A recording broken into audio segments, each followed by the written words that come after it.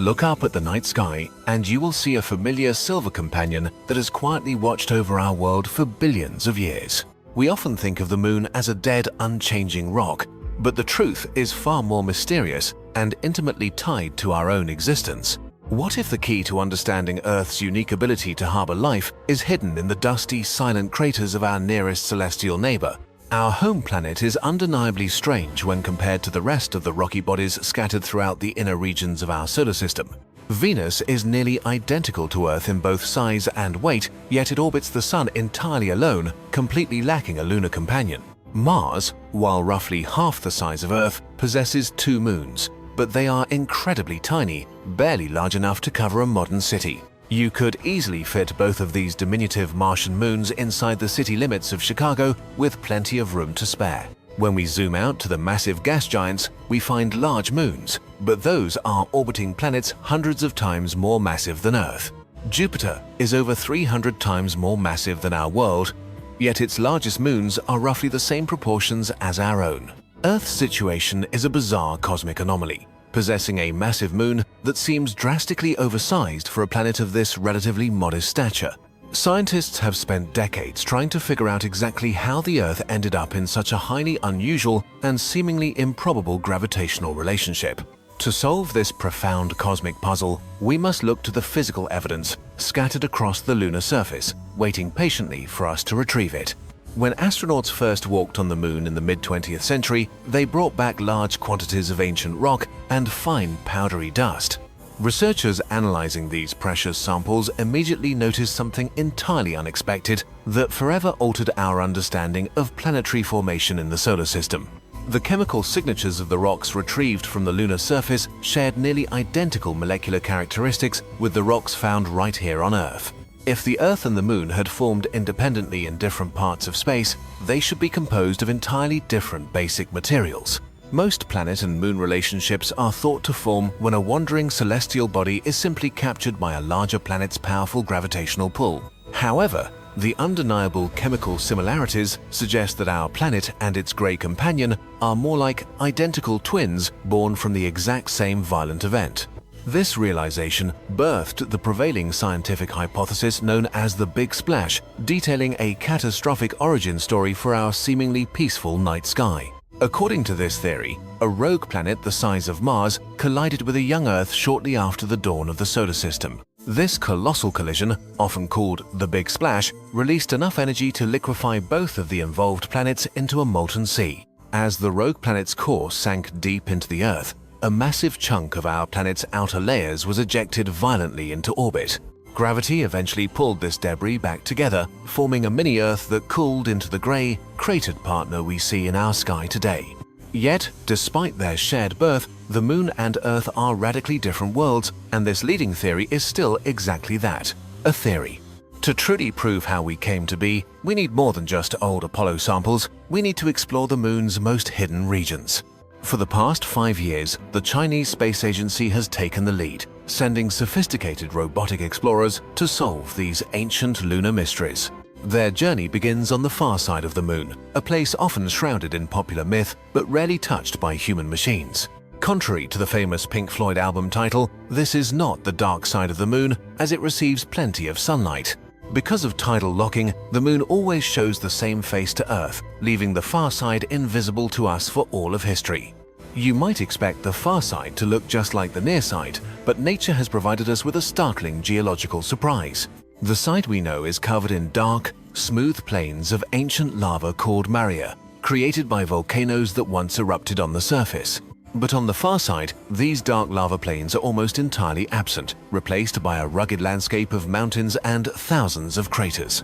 This asymmetry suggests that something fundamentally different happened deep beneath the crust on each side of the Moon as it began to cool. In January 2019, the Chang'e 4 mission made history by becoming the first spacecraft to safely touch down on this mysterious lunar far side. It deployed a small, hardy rover named U-2, which began a lonely trek across the floor of the massive Von Karman crater. This specific crater is roughly the length of the island of Cuba, sitting inside an even larger impact zone called the South Pole Aitken Basin. The South Pole Aitken Basin is one of the largest and oldest impact craters in the solar system, stretching nearly as wide as India. Scientists are obsessed with this region because the original impact was so powerful it punched through the moon's crust like a cosmic needle. By landing here, the Yutu-2 rover was able to reach rock that likely originated deep within the lunar mantle, the layer beneath the surface. These samples are the holy grail of lunar geology, containing chemical clues that were never found in the samples brought back by NASA. While exploring this ancient terrain in late 2021, the Yutu-2 rover captured a photograph of a strange geometric object on the horizon. For a few brief weeks, the world was captivated by what appeared to be a perfect silver cube sitting in the distance. Enthusiasts wondered if we had finally stumbled upon a monolith, a sign of ancient intelligence left behind by an alien civilization. But as the rover crawled closer, the mystery hut revealed its true identity. It was simply a jagged, lonely rock. Perspective and the square pixels of digital cameras had played a trick on our eyes, turning a natural boulder into a geometric anomaly. Though the cube was a mirage, the real scientific treasure arrived in 2024 with the ambitious Chang'e 6 mission. This lander successfully touched down in the South Pole Aitken Basin to perform a task never before attempted in human history. It collected physical samples from the lunar far side and launched them back toward Earth for detailed laboratory analysis. When scientists finally held these rocks, they realized that they were holding a completely different chapter of the moon's history. The material from the far side was not just lighter in color, it possessed a thicker, stickier texture compared to the near side. Curiously, the volcanic rocks found in these samples were significantly younger than any models of the moon had previously predicted. Standard theories suggested that the far side should have cooled and solidified much faster than the side facing the warm Earth. Because Earth was once a molten, radiating furnace, it acted like a space heater, keeping the moon's near side hot for longer. However, Chang'e 6 found volcanic fragments that were only 2.8 billion years old, long after the moon should have been dead. This means the moon remained geologically active and molten for nearly a billion years longer than we once thought possible. This discovery challenges the Big Splash theory, forcing us to rethink how quickly small celestial bodies lose their internal heat. It suggests that our understanding of the moon is heavily biased by the limited areas explored during the Apollo missions. The Apollo astronauts were restricted to landing on flat, safe equatorial plains, which are often the least geologically diverse regions. In fact, the total area explored by humans on the moon is roughly 1/5 the size of Disney World in Florida. Imagine an alien landing in the Magic Kingdom, walking around for a day and claiming they understood the entire Earth. To truly understand the moon, we had to move beyond the flat plains and target its most geologically violent history. In 2020, the Chang'e 5 mission touched down near Mons Rumke, a massive volcanic complex in a region known as the Ocean of Storms. Lunar volcanoes are strange. They don't form the jagged, sky-piercing peaks we see on Earth due to the moon's low gravity. Instead, they are wide, flat shields, where runny lava leaked out slowly over millions of years, creating gentle, sprawling domes. The samples returned by Chang'e 5 were a scientific bombshell, revealing rocks that solidified only 2 billion years ago. This confirmed that the moon wasn't a cold, dead rock nearly as early as our previous textbooks had taught us. But the mission found more than just younger rocks. It discovered an entirely new mineral never before seen by human eyes. Named Changesite, this mineral is a transparent, colorless crystal that formed in the heart of ancient lunar volcanic activity.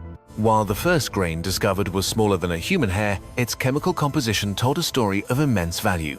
Trapped within the lunar soil is an incredibly rare isotope that could solve Earth's energy crisis forever: helium-3.